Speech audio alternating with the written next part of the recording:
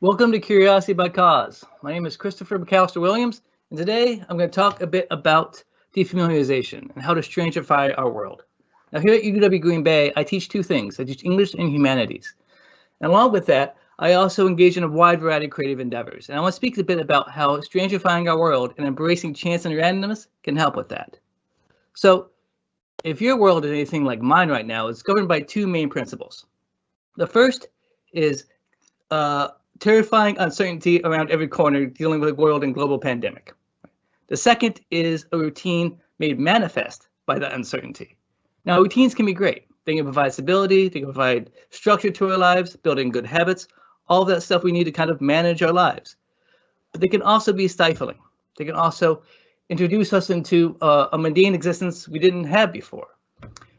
We find ourselves washing the same dish over and over again, having the same conversation over and over again, reliving our own sort of personal Groundhog Day. Now, I'm a maker at heart.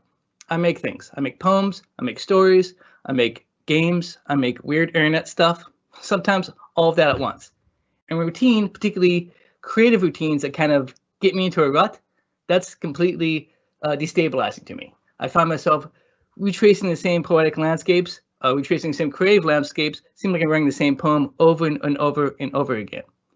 So I've had to find a way for myself to kind of disrupt that, to interrupt that, to have an intervention of sorts in my own creative practices. And I want to share that with you today.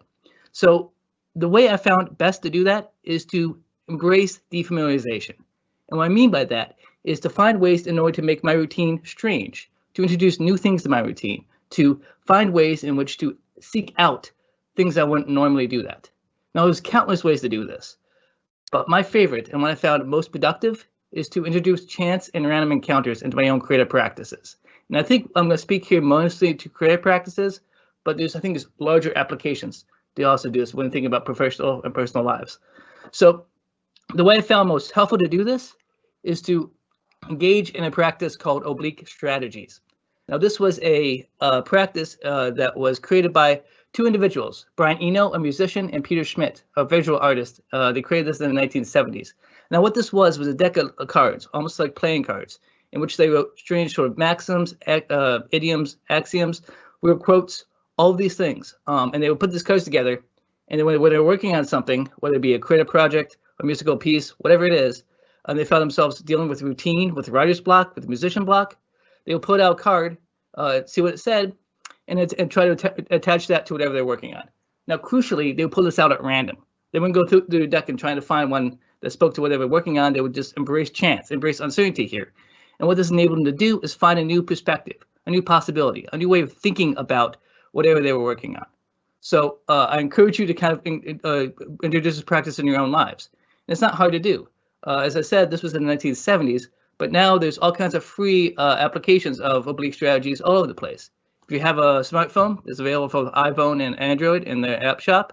But there's also free generators online of oblique strategies. For example, I've got one open right here. I can just click on it, click on a link, and get a new strategy every single time. Here's one. Think of the radio.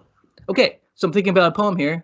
Maybe I'm thinking about this is a poem with a radio in it. Or rather, is there a staticness I can kind of incorporate this? Can I listen to the radio as writing the poem?